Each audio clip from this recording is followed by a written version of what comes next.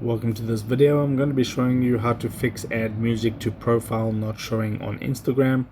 Okay, so for an example, if you go to Instagram, then you go to your profile, then click on edit profile, you'll be able to see there's a music option right here. But if that's not showing, there's a few things that you can do.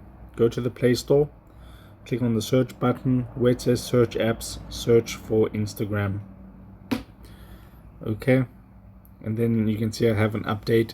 You want to basically make sure that you download the update by tapping on the update, and then you want to close out of Instagram by simply swiping up on your active apps, and then go back into Instagram and see if you have the feature. If you don't have that, okay, what you can do is long press onto the app, uninstall the app, then go back to the Play Store, search for Instagram, and reinstall the app. Okay, and one thing you can also do is restart your phone.